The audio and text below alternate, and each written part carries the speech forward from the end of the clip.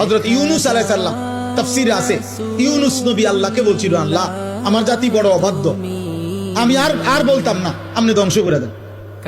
তখন তাফসীর আছে ইউনূস আলাইহিস সালামকে আল্লাহ বলছিলেন, ওই যে এখানে একটা লোক মাটি দিয়া মাটির পাত্র বানাইছে অনেকগুলো, তুমি একটু তার কাছে যাও তো, কুমার আর কি, কুমার। ইউনূস আলাইহিস সালাম ওই লোকটার কাছে গেছেন, তা আল্লাহ বলছেন, ইউনূস ওই বেটারে শুধু একটা কথা বলো, যে সে যে এই মাটি দিয়ে মাটির পাতিল বানাইছে, এরকম তার হাতের বানানো একটি মাটির পাতিল ভেঙে ফেলতে বলো, তারে ভাঙ্গে লাইতে।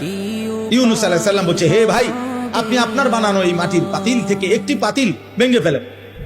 তখন ওই কুমার সে বলছে, এই মিয়া, আমার নিজের হাতের বানানো মাটির পাতিল আমি ভাঙবো কেন? বোকা নাকি আমি? কেন ভাঙবো? এত যত্ন করে আমি বানাইছি। আল্লাহর কসম, ইউনূস আলাইহিস সালামকে আল্লাহ তাআলা তখন ডাক দিয়ে বললেন, ইউনূস, মাটির পাতিল যে বানায়, এমন এক মানুষ যদি এক সাধারণ মাটির পাতিল নিজের হাতে বানানো ভাঙতে না চায়, আমি যারে মায়ের পেটে 9 মাস রেখে নিজের হাতে সাজাইছিলাম, আমার দেওয়া চোখ নাক কান দিয়ে আমি বানাইছি যারে, আমার সেই বান্দাকে আমি কেমনে জাহান্নাম আমি ধ্বংস করে দেব কেন? ও যদি তার মাটির পাতিল ভাঙতে না চায়, আমি আমার এমন যত্নে গড়া বান্দাকে জাহান্নাম দেব কেন? ধ্বংস করে দেব কেন? আমি অপেক্ষায় থাকি মাফ করতে।